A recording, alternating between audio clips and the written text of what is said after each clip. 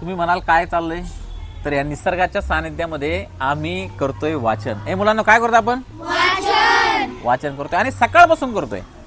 आम्ही सकाळपासून वाचन करतोय. का करतोय? तर आज आहे 15 ऑक्टोबर. आता तुम्ही म्हणाल 15 ऑक्टोबर म्हणजे काय? तर 15 ऑक्टोबर हा आहे वाचन प्रेरणा दिन. का बरं 15 ऑक्टोबर? तर 15 ऑक्टोबर वाचन प्रेरणा दिन असण्याचं कारण जर असेल तर आपले जे माजी राष्ट्रपती आहेत, ज्यांना आपण मिसाईल मॅन असं म्हणतो, ते आहेत APJ Abdul Kalam. Bharat Ratna doctor APJ Abdul Kalam यांचे जे जन्मदिवस आहे तो 15 ऑक्टोबर 1931 या दिवशी त्यांचा जन्म झाला होता. आणि एका गरीब कुटुंबामधून अबुल पाकीर जैनुद्दीन अब्दुल कलाम एका गरीब कुटुंबामधून ते राष्ट्रपतीच्या सर्वोच्च पदापर्यंत, जे भारताचे प्रथम नागरिक आहेत त्या पदापर्यंत ही व्यक्ती पोहोचली, जी वाचनाच्या जोरावर, अभ्यासाच्या जोरावर, शिक्षणाच्या जोरावर, मेहनतीच्या जोरावर पोहोचली.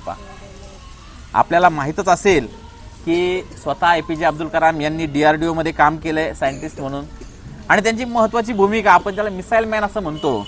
तर आपल्या सगळ्यांना माहीत असेल भारताचं जे बॅलिस्टिक मिसाईल किंवा परमाणू प्रोग्राम होता, तर त्याच्यामध्ये अतिशय महत्त्वपूर्ण काम हे APJ अब्दुल कलामांनी केलेलं होतं. आणि म्हणून त्यांना आपण मिसाईल मॅन या नावाने संबोधतो.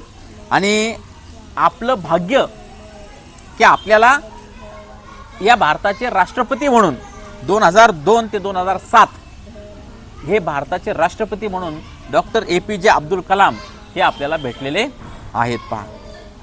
आपलं दुर्दैव असं की 2015ला ते आपल्यामधून नाही राहिले, आपल्यामध्ये नाही राहिले.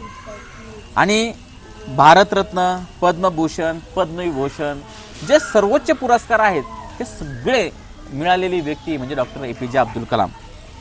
या अब्दुल कलामांबद्दल सांगायचं म्हटलं तर खूप काही गोष्टी आहेत, पण एक वाक्यामध्ये आपण लक्षात ठेवू शकतो की वाचाल तर वाचाल.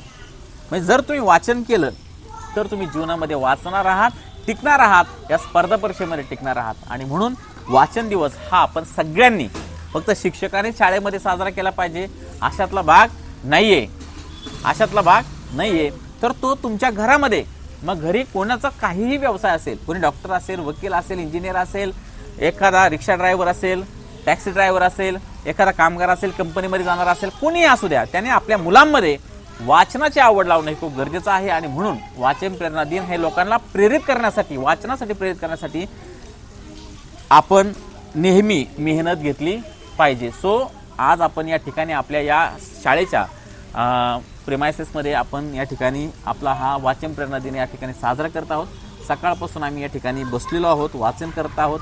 आणि मुलं ही अतिशय आवडीने एक प्रकारचं मनामध्ये ध्येय घेऊन बसलेले आहेत की आज आपला पूर्ण दिवस हा आपण वाचनासाठी वापरायचा आहे. सो तुम्ही लक्षात ठेवा, वाचाल तर वाचाल.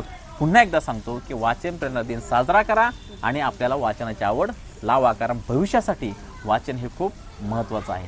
थँक्यू.